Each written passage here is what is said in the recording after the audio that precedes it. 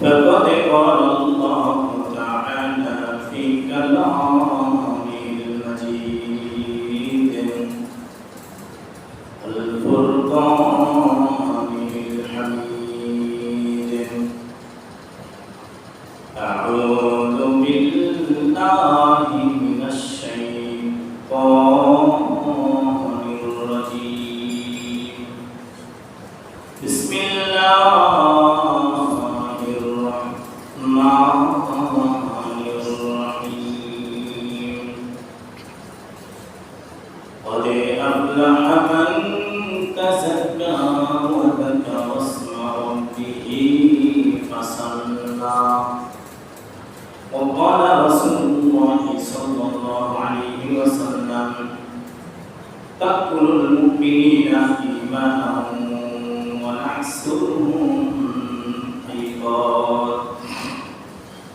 إن الله وملائكته يصلون على النبي يا أيها الذين آمنوا صلوا عليه وسلموا تسليما درود الحمد اللهم صل على محمد وعلى آل محمد كما صليت على إبراهيم وعلى آل إبراهيم إنك حميد مجيد اللهم بارك على محمد وعلى آل محمد كما باركت على إبراهيم وعلى آل إبراهيم إنك حميد مجيد بلغ العلا بكماله كشف الدجى بجماله حسنت جميع خصاله صلوا عليه وآله لا إله إلا الله لا إله إلا الله لا إله لا إله إلا الله لا إله لا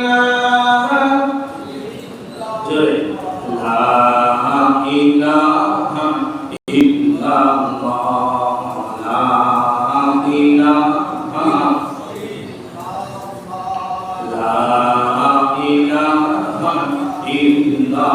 الله لا إله لا إله إلا الله لا إله لا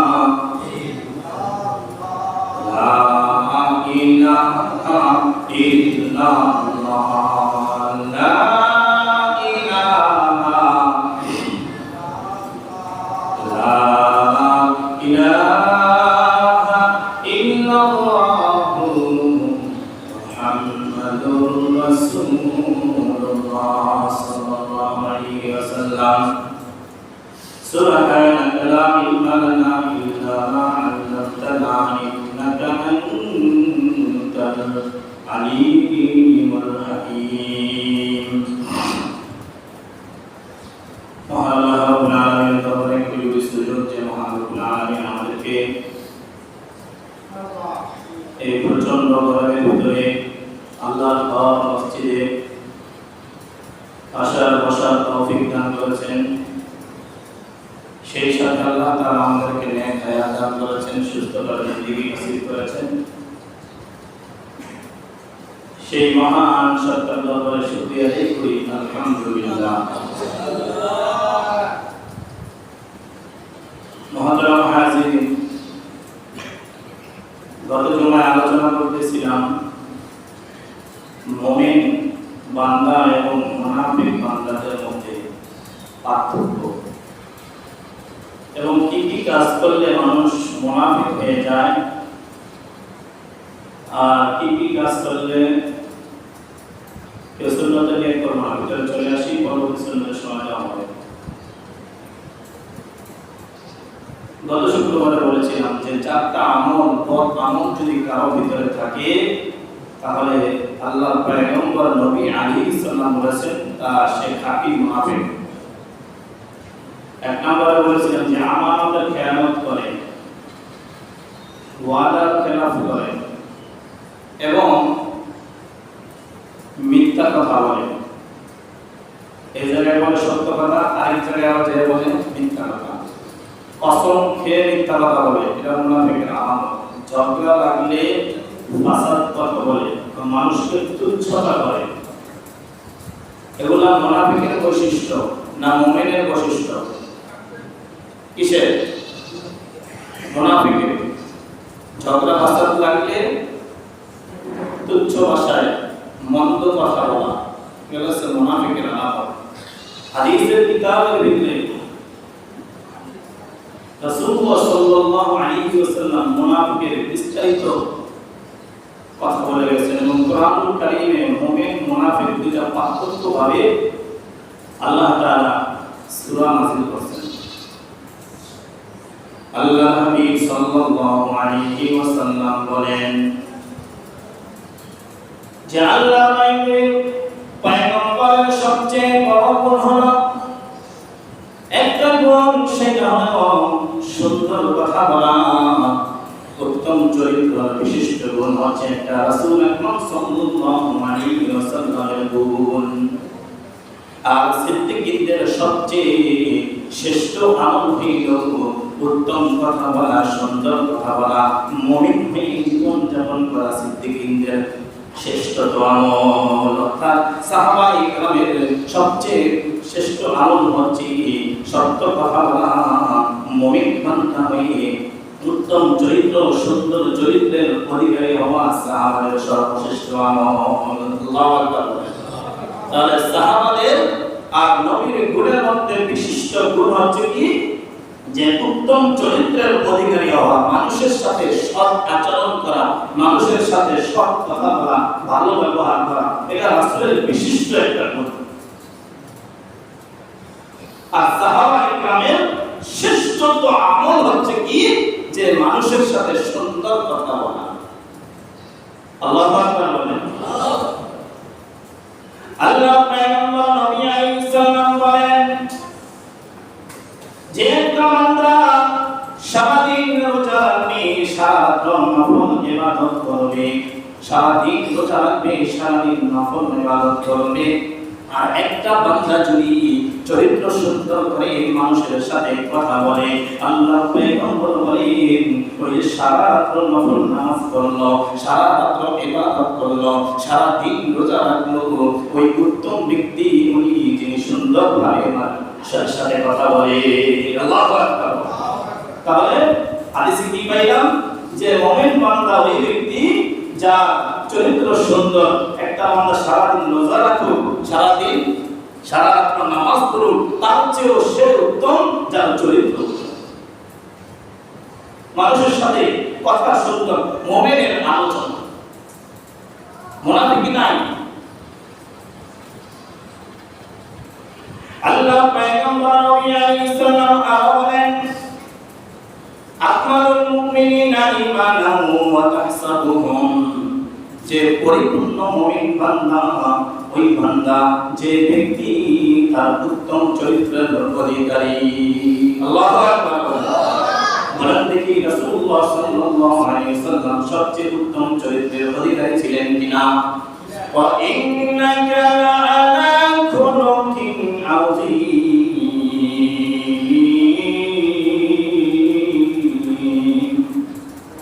আল্লাহ রাব্বুল আলামিন বলেন রাসূল আপনার চরিত্রকে আমি কিয়ামত পর্যন্ত সার্টিফিকেট দিয়ে দিলাম, আপনার মতো চরিত্রবান মানুষ আর দুনিয়ার জমিনে আগমন করবে না। আল্লাহু আকবার। তাহলে একটা মানুষ রোজা রাখুক, নফল ইবাদত করুক, তার চেয়ে বেশি দামি যে আমি সুন্দরভাবে সুন্দর আচরণ করা, মানুষের সাথে সুন্দরভাবে কথা বলা। এটা মুমিনের গুণ। কাদের গুণ বলেন? মুমিনের গুণ। মুনাফিকের আরেকটা আলামত, রাসূলুল্লাহ সাল্লাল্লাহু আলাইহি ওয়াসাল্লামের জামানায় মুনাফিকরা কিছু এই সমালোচনা করত। যেমন আল্লাহ রাব্বুল আলামিন কুরআনুল কারীমের ভিতরে মাকড়সার কথা বলেছেন। কিসের কথা? মশার কথা বলেছেন, মাছির কথা বলেছেন। কেন বলেছেন? উদাহরণ দেওয়ার জন্য। মুনাফিকরা বিভিন্ন জায়গায় যে বলতো, এইটাও কি কোরআনে উল্লেখ করতে হয় কিনা? এই মশার কথা, এই মাকড়সার কথা কোরআনে কি বলা দরকার? না বললেও তো হইতো, না বললেও তো হইতো। রাসূলের কাছে এক কথা বলে যাইতো, আবার বাহিরে যাই এই কথাগুলো তারা বলাবলি করত। আল্লাহ রাব্বুল আলামিন ওই প্রকৃতিতে সূরাতুল বাকারায় একটা আয়াত নাযিল করলেন, ইন্নাল্লাহা লা ইস্তাহি আন ইয়াদরিবা মাসালান মা বাউদাতান ফামা ফাওকাহা। আল্লাহ রাব্বুল আলামিন নিশ্চয়ই লজ্জা বোধ করেন না। ইন্নাল্লাহা লা ইস্তাহি আন ইয়াদরিবা, দৃষ্টান্ত দিতে, মাসালান মা বাউদাতান ফামা ফাওকাহা। আল্লাহ রাব্বুল আলামিন সত্য কথা বলতে, দৃষ্টান্ত দিতে লজ্জা বোধ করেন না। যদি মাসালান মা বাউদাতান, যদি সেটা মশা হয়, ফাওকাহা এর অনুবাদ হচ্ছে এর নিচের কোনো বস্তু হয়, আবার কোনো উপরের কোনো যদি বস্তু হয়, সত্য কথা বলতে আল্লাহ রাব্বুল আলামিন কুরআনুল কারীমের মধ্যে দৃষ্টান্ত দিতে লজ্জা বোধ করেন না। আল্লাহু আকবার। তাহলে কি পাইলাম? যে আল্লাহ রাব্বুল আলামিন মশার কথাও কোরআনে বলতে পারেন, আবার মশার চেয়ে ছোটটা দিয়েও দৃষ্টান্ত দিতে পারেন, আবার মশার চেয়ে বেশি বড় বস্তু দিয়েও আল্লাহ পাক দৃষ্টান্ত দিতে পারেন। এই কাজটা কাদের পছন্দ না? মুনাফিকদের। যে মশার কথা কোরআনে বলা দরকার আছে, মাকড়সার কথা, মাছির কথা কোরআনে আছে, ইন্দ্রার কথা কোরআনে আছে, এগুলো তো কোরআনে বলা দরকার নেই। আল্লাহ রাব্বুল আলামিন মাসালান মা বাউদাতান ফামা ফাওকাহা, জানি আল্লাহ রাব্বুল আলামিন লজ্জা বোধ করি না দৃষ্টান্ত দিতে, মিসাল দিতে। তাই মশার চেয়ে ছোট জিনিস হোক অথবা মশার চেয়ে বড় জিনিস হোক, ফামা ফাওকাহা।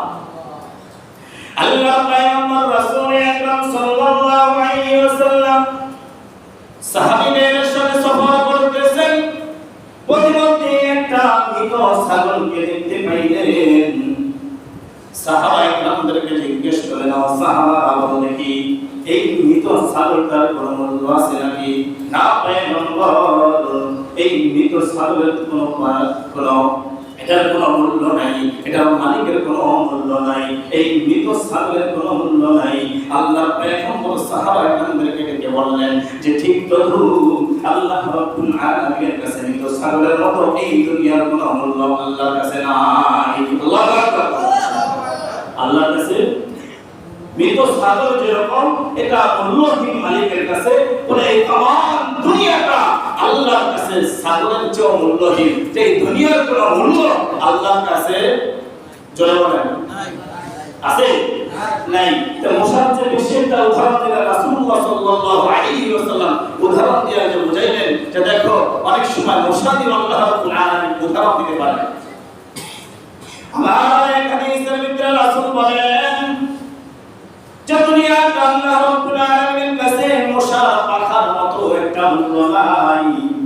যদি আল্লাহ রাব্বুল আলামিনের কাছে এটার মূল্য থাকতো, কোন কাফের বেদিনদেরকে, কোন খ্রিস্টানদেরকে আল্লাহ রাব্বুল আলামিন এক ঢোক পানি পান করার জন্য তৌফিক দিতেন না। আল্লাহু আকবার। তাহলে এই দুনিয়ার মূল্য আল্লাহর কাছে অনেক না কম? অনেক বেশি। কোন মূল্যই আল্লাহর কাছে। রাসূল কি বললেন যে একটা মশার পাখার সমতুল্য এই দুনিয়ার মূল্য আমি আল্লাহর কাছে নাই। আবার রাসূল বললেন যে একটা মৃত ছাগলের মূল্য যেমন দুনিয়ার জমিনে নাই, মালিকের কাছে দুনিয়ার মূল্যটা আল্লাহর কাছে নাই। তো বলেন আজকে আমরা সেই দুনিয়া নিয়ে কি পাগল। এই যে গরম আসছে, কেউ দেখি দিন বাড়তেছে রাস্তায়, কেউ ভ্যানের বিবাহ দিচ্ছে যেন বৃষ্টি আসে। আসলে এটা একটা গরমের আবহাওয়া, জাহান্নামের। বেশি ঠান্ডা বেশি গরম বুখারী শরীফের ভিতরে আসছে একটা আযাব। বলেন কি আযাব? এই আযাব দেখা কোন কওমে আসছে, কোন জাতির ভিতরে যখন গুনাহ আকাঙ্ক্ষা বেড়ে যায়, যুগে যুগে আল্লাহ রাব্বুল আলামিন তাকে আযাব দেন, সতর্ক করেন, সিগন্যাল দেন। তা আযাব পেয়ে আমাদের কি করণীয়? নামাজ ছেড়ে দিতে হবে। কি বলেন? মসজিদে মানুষ পাওয়া যায় না, এত বড় একটা মসজিদ।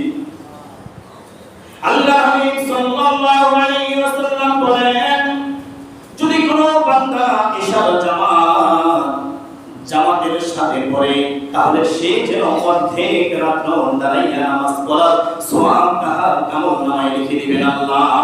সুবহানাল্লাহ।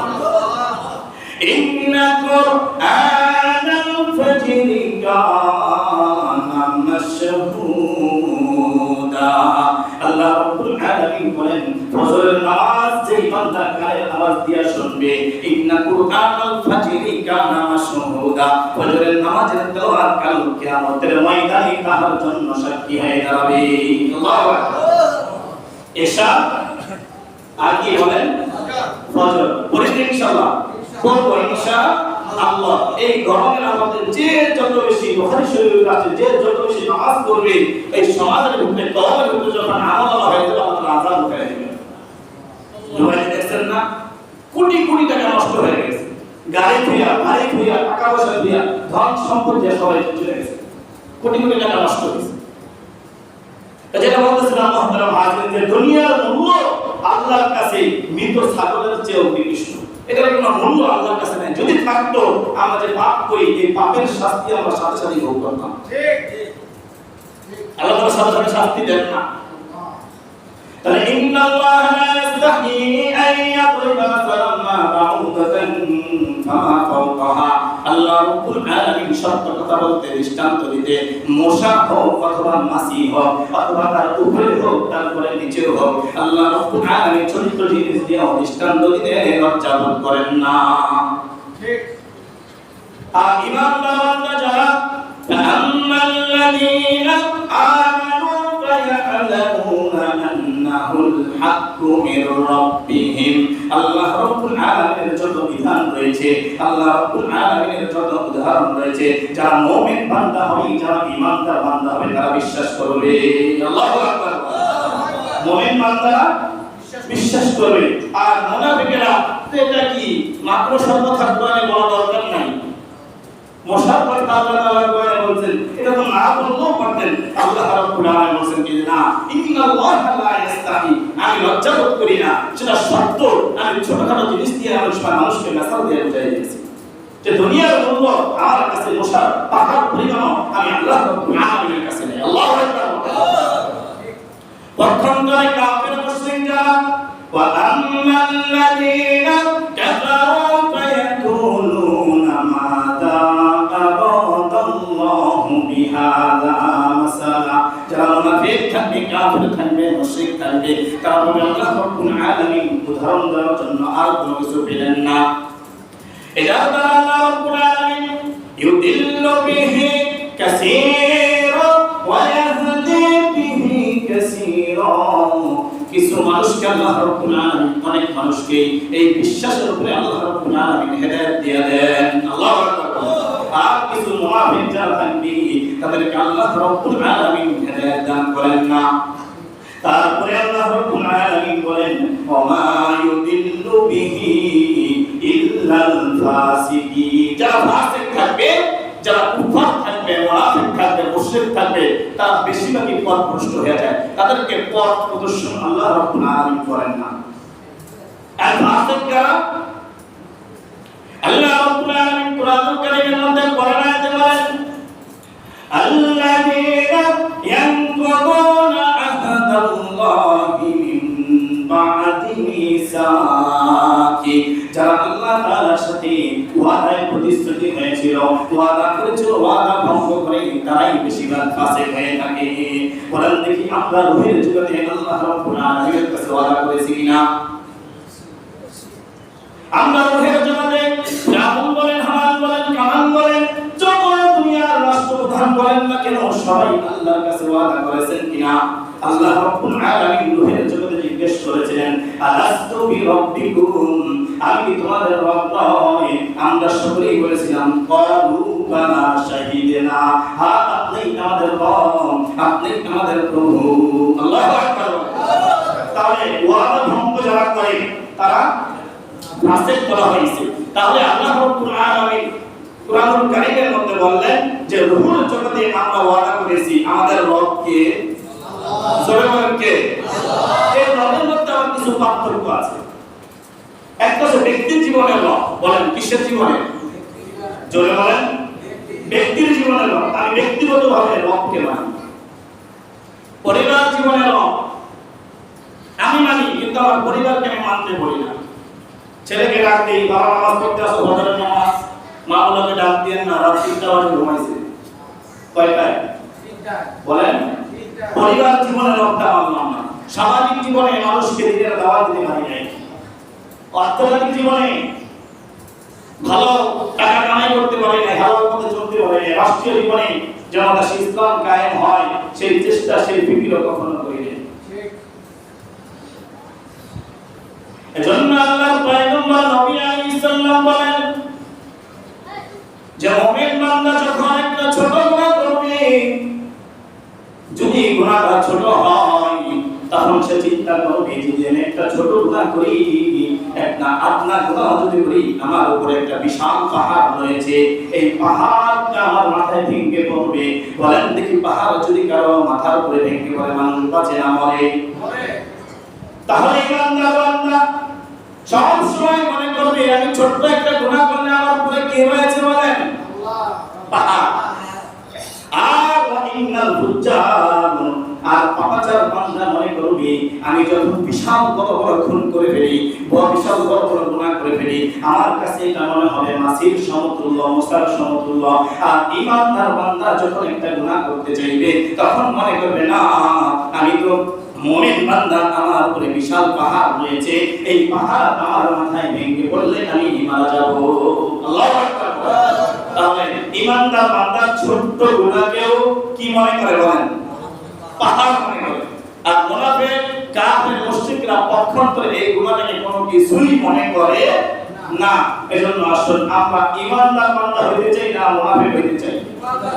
রাসূলুল্লাহ সাল্লাল্লাহু আলাইহি ওয়াসাল্লামের জামানায় আয়াতগুলো নাযিল হইছে। এই রাসূল এই হাদিসগুলো বলে গেছেন শুধু মুনাফিকদের জন্য না, কিয়ামত পর্যন্ত যত বান্দা হবে সবার জন্যই। এখন আমরা একটা ছোট গুনাহের ব্যাপারে কি হচ্ছে গায়ে করতে আমাদের দ্বিধা মত লাগে না। একজনের দোষ মনে করেন বাস্তবিক আছে, এই দোষটা যদি তার সামনে না বলে আগে চলে বলি, এটার নামে কি? এটার নামে কি? এটার নামে কি বল? এজন্য আমরা কারো দোষ ছোট্ট গুনাহ হোক কিন্তু এটা স্বাদ অনেক বেশি। অনেকে বসে বসে স্বাদ গ্রহণ করে। স্বাদ আল্লাহ রাসূল সাল্লাল্লাহু আলাইহি ওয়াসাল্লাম আয়েশা সিদ্দিকা রাদিয়াল্লাহু তাআলা আনহা থেকে হাদিসটা বর্ণিত, সংক্ষেপে বলি যে এক লোক সাহাবা কেরামের জমানায় রশির মধ্যে পিস্তলা খাইয়া পড়ে গেছে। সাহাবারা হাসতেছেন। রাসূলুল্লাহ সাল্লাল্লাহু আলাইহি ওয়াসাল্লাম বললেন যে একটা কাঁটা যদি কারো বিঁধে তুমি হাসবা না, এটা হচ্ছে বড় হোক অথবা এটা হচ্ছে ছোট হোক, মুমিন বান্দা আরেকজনের কষ্ট দেখে হাসতে পারে না। ওই যে মানুষটা পড়ে গেছে, আল্লাহ রাব্বুল আলামিন তার সম্মান বৃদ্ধি করেন। সুবহানাল্লাহ। পক্ষান্তরে আমি হেসে কি পাইলাম? গুনাহ পাইলাম। আমি হেসে কি পাইলাম? গুনাহ পাইলাম। এজন্য আল্লাহ রাব্বুল আলামিন আমাদেরকে ছোট ছোট গুনাহ এই গুনাহ থেকে বাঁচার তৌফিক দান করুন। আমাদের পাকা মুমিন বান্দা হিসাবে আমাকে দুনিয়ায় জীবনযাপন করার তৌফিক দান করুন। প্রচন্ড গরম, এই গরমের ভিতরে আল্লাহ রাসূল সাল্লাল্লাহু আলাইহি ওয়াসাল্লাম জাহান্নামের ধোঁয়া আসতেছে, জাহান্নামের গরম আসতেছে, বেশি বেশি নামাজ পড়তে হবে। আল্লাহ রাব্বুল আলামিন আমাদের সকলকে 5 ওয়াক্ত নামাজ জামাতের সাথে পড়ার তৌফিক দান করুন। যারা সুন্নাত করেন নাই, 4 রাকাত নামাজ সুন্নাত করে দিন।